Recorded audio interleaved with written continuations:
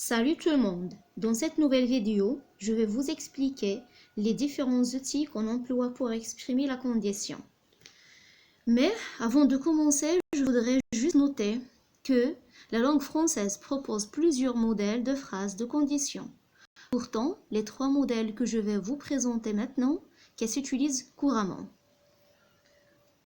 D'abord, pour exprimer la condition avec le subordonnant si et lorsque nous sommes incertains, nous faisons une hypothèse sur le futur. Pour comprendre, je vous propose l'exemple suivant. Si les deux victimes ont deux trous rouges sur le cou, le criminel sera certainement un vampire. Cette phrase-là d'abord est une phrase complexe, qu'elle se compose de deux propositions bien sûr. La première, c'est si les deux victimes ont deux trous rouges sur le cou. C'est une proposition subordonnée de condition, parce qu'il commence par le subordonné si. Dans cette proposition-là subordonnée, on a le verbe en conjugué au présent. Mais dans la proposition principale, le criminel sera certainement un vampire, le verbe est conjugué au futur simple, c'est le verbe sera. Donc, dans cette phrase-là, on exprime un fait qui est incertain, d'accord, qui exprime une hypothèse sur le futur. On n'est pas encore sûr, il s'agit de qui a fait cette roue rouge sur le cou de la victime, ou bien des deux victimes. Mais le criminel sera certainement un vampire, d'accord? Donc, vous devez retenir la structure suivante pour exprimer un fait incertain qui exprime une hypothèse sur le futur. La structure est si plus présent pour la proposition subordonnée et dans la proposition principale, le verbe se conjugue au futur simple. On passe au deuxième exemple. Dans le deuxième exemple, lorsque nous imaginons, d'accord, je vais lire l'exemple, je vais expliquer que lorsque nous imaginons que quelque chose qui n'existe pas au présent, nous faisons une hypothèse sur le présent. Par exemple, si vous aviez des témoins, vous seriez libre. Donc, dans ce cas-là, le fait, dans ce cas, on imagine juste si vous aviez des témoins. Ça veut dire un fait qui n'existe pas au présent. Juste, on émet une hypothèse. Si vous aviez des témoins, vous seriez libre. Donc, vous devez retenir la règle suivante ou bien la structure suivante. Si plus l'imparfait dans la structure ou bien dans la proposition subordonnée. Si vous aviez des témoins, c'est le futur. Si l'imparfait, pardon, c'est l'imparfait. Si plus l'imparfait. Dans la proposition principale, vous seriez libre, on utilise le conditionnel présent.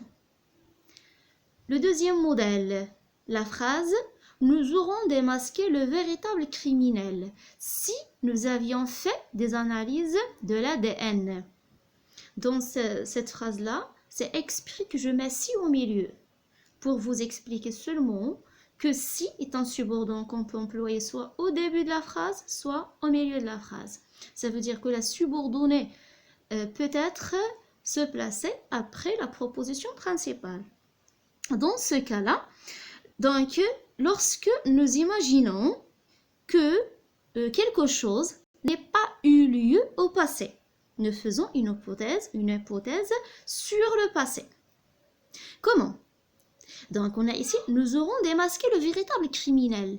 Ça, c'est le passé.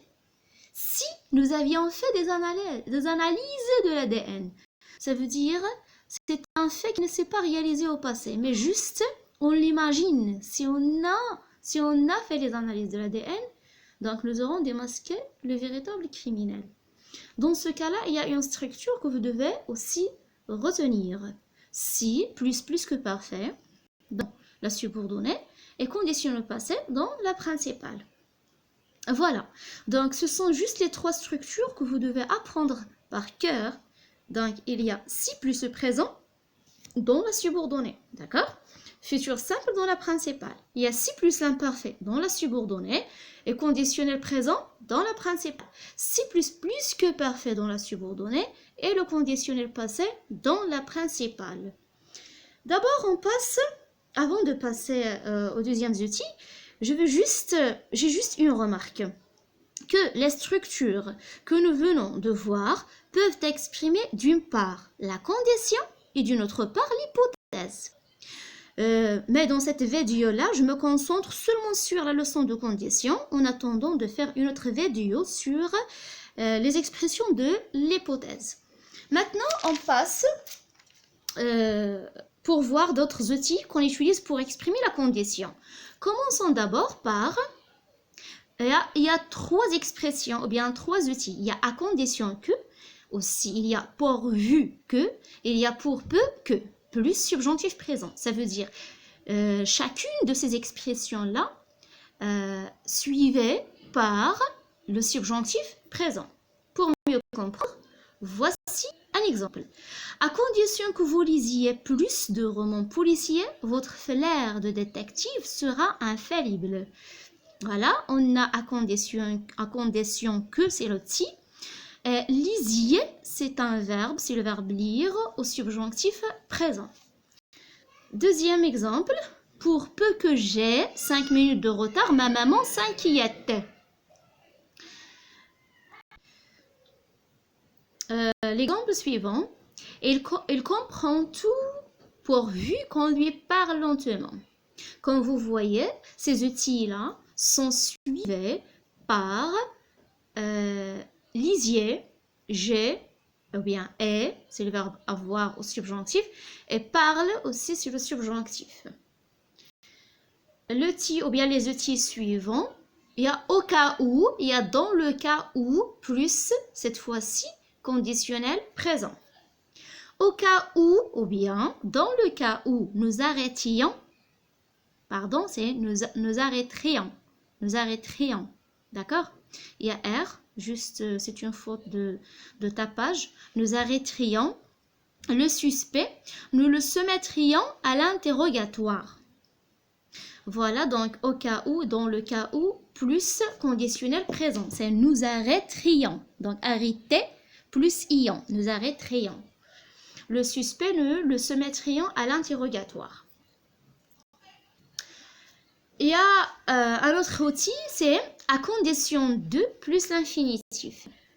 Tu arriveras avant le suspect à condition de prendre l'avion. Le dernier outil, c'est en cas de plus non.